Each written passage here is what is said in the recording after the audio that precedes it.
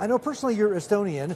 You're part of the European Parliament delegation. What is the European Parliament's interest in the stability and security of this part of the world? Well, of course, the interest is huge because the stability here in Asia and Asia-Pacific region influences, well, global stability directly. So that, of course, all the security developments, be it what concerns China, what concerns Taiwan, also internal developments and the international one in Myanmar, the role of Indonesia, which is also step-by-step increasing, and so on. So that there are lots, actually, of very interesting security issues discussed here, but anyway, happening every day here in Asia and Asia-Pacific region. Yeah. And would you agree that, these person-to-first-person exchanges are extremely important in diplomacy? That's what's been missing, basically, globally for the last 2 years. Absolutely. After this last 2 years, it is very important to see again people physically, to contact them, to speak about all these developments and concerns, well, because I hope that in final end, the right balance point still should be well kept, also what concerns security issues here in Asia. Indeed. I have to ask you about the war in Europe, the ongoing, I guess, the war in Ukraine. We're well past 100 days now. In your view, how is that going?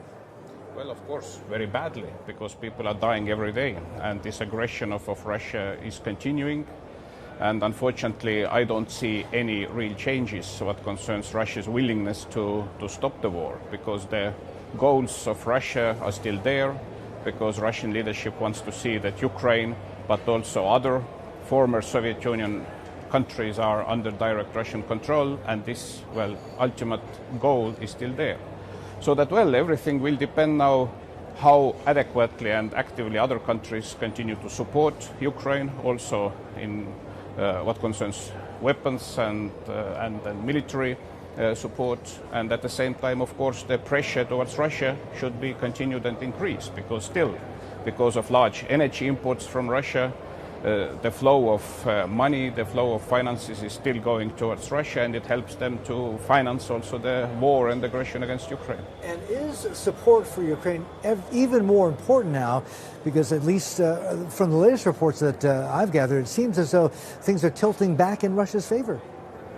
Well, if you see what is the real situation on the ground, it is that rather still big part of Ukrainian territory is under Russian control. And, well, the situation really is not moving in this regard, that if the goal is that Ukraine should re-establish its sovereignty and control over its own territory, then of course there should be developments, that the aggressor should be pushed out from the country. But yes, if you look at developments on the ground last few weeks, then there is actually no real positive development in this.